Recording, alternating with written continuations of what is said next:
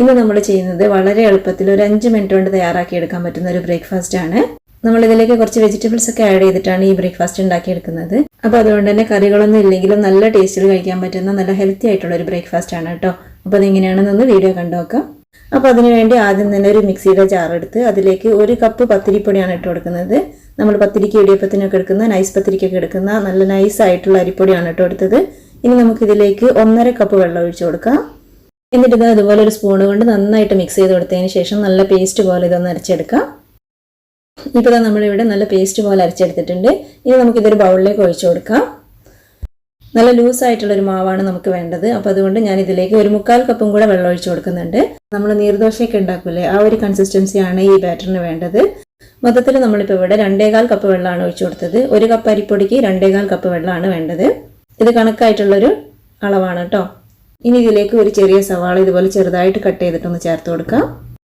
പിന്നെ ഇനി ഇതിലേക്ക് ഒരു ക്യാരറ്റിൻ്റെ പകുതി ഇതുപോലെ ഒന്ന് ഗ്രേറ്റ് ചെയ്തിട്ട് ചേർത്ത് കൊടുക്കാം.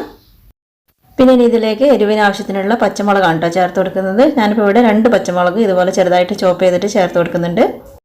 പിന്നെ ഇഞ്ചി ചെറുതായിട്ട് ചോപ്പ് ചെയ്താണ് ചേർത്ത് കൊടുക്കുന്നത്. 1 ടീസ്പൂൺ ചേർത്ത് കൊടുക്കുന്നുണ്ട്. പിന്നെ ഇനി നമ്മുടെ കയ്യിൽ മല്ലിയിലയോ കരിവേപ്പിലയോ ഒക്കെ ഉണ്ടെങ്കിൽ അതൊക്കെ ചേർത്ത് കൊടുക്കാം കേട്ടോ. അതും കൂടെ ചേർത്ത് കൊടുത്തിട്ടുണ്ടെങ്കിൽ കുറച്ചുകൂടെ നല്ല ടേസ്റ്റ് ആയിരിക്കും. പിന്നെ ഇനി ഇതിലേക്ക് ആവശ്യത്തിനുള്ള ഉപ്പും കൂടെ ചേർത്ത് കൊടുത്ത് നന്നായിട്ട് മിക്സ് ചെയ്ത് കൊടുക്കുക. ഇപ്പോൾ ഇതാ കണ്ടില്ലേ, ഈ ഒരു രീതിയിൽ നല്ല ഒഴുകുന്ന പരുവത്തിലാണ് ഈ മാവ് ഇരിക്കേണ്ടത്. ഇപ്പം നമ്മുടെ മാവ് ഇവിടെ റെഡി ആയിട്ടുണ്ട്. ഇനി നമുക്കിതൊന്ന് ചുട്ടെടുക്കാം. അതിന് വേണ്ടിയിട്ട് ഇതാ ഇതുപോലെ ഒരു ദോശക്കല്ല് വെച്ച് ചൂടാക്കിയിട്ടുണ്ട്. ഇനി നമുക്കിതിലേക്ക് കുറച്ച് വെളിച്ചെണ്ണ ഇതുപോലെ ഒന്ന് സ്പ്രെഡ് ചെയ്ത് കൊടുക്കാം. ഒരു ബ്രഷോ സ്പൂണോ ഉപയോഗിച്ചിട്ട് ഇതുപോലെ എല്ലായിടത്തും ഒന്ന് ചെയ്ത് കൊടുക്കുക. ഇനി നമുക്കിതിലേക്ക് മാവ് ഒഴിച്ചു കൊടുക്കാം. നമ്മൾ നീർദോശക്കൊക്കെ ഒഴിക്കുന്ന പോലെ മാവ് ഇതുപോലെ ഒഴിച്ചു കൊടുക്കാം. പിന്നെ നമ്മൾ മാവ് ഒഴിക്കുന്ന സമയത്ത് കല്ലിൻ്റെ ചൂട് പ്രത്യേകം ഒന്ന് ശ്രദ്ധിക്കണം കേട്ടോ. കല്ലിൻ്റെ ചൂട് ഒരുപാട് കൂടിപ്പോയിട്ടുണ്ടെങ്കിൽ നമുക്ക് ഈ ദോശ ശരിയായി കിട്ടൂല. പിന്നെ അതുപോലെ മീഡിയം ചൂടാവാതെയും മാവ് ഒഴിക്കരുത് കേട്ടോ. കല്ല് ഒരുപാട് അങ്ങ് ചൂടാക്കി എടുക്കരുത്. ഒരു മീഡിയം ചൂടിലാണ് നമ്മൾ ഇതിലേക്ക് മാവ് ഒഴിച്ചു കൊടുക്കേണ്ടത്. അത് പ്രത്യേകം ഒന്ന് ശ്രദ്ധിക്കണം. അപ്പോഴാണ് നമുക്ക് ഈ ദോശ പെർഫെക്റ്റ് ആയിട്ട് കിട്ടുള്ളൂ. നന്നായി വെന്ത് കിട്ടുമ്പോൾ നമുക്കിത് പാനിൽ നിന്ന് എടുക്കാം.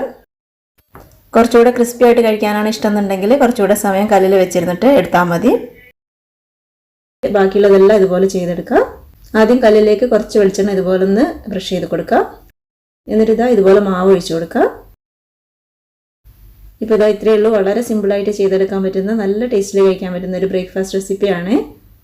ഒരു 5 മിനിറ്റ് കൊണ്ട് നമുക്കിത് റെഡിയാക്കി എടുക്കാം. പിന്നെ ഇതിലേക്കൊരു തേങ്ങാ ചട്നിയൊക്കെ ഉണ്ടെങ്കിൽ നല്ല കോമ്പിനേഷനാണ്. അപ്പോൾ എല്ലാവരും ട്രൈ ചെയ്ത് നോക്കുക. നല്ല ടേസ്റ്റാണ് കഴിക്കാൻ, വളരെ എളുപ്പമാണ് ഉണ്ടാക്കാനും. അപ്പോൾ നിങ്ങൾക്ക് വീഡിയോ ഇഷ്ടമായെങ്കിൽ വീഡിയോ ഒന്ന് ലൈക്ക് ചെയ്യാനും ചാനൽ ഒന്ന് സബ്സ്ക്രൈബ് ചെയ്യാനും മറന്നു പോകരുത് കേട്ടോ. താങ്ക്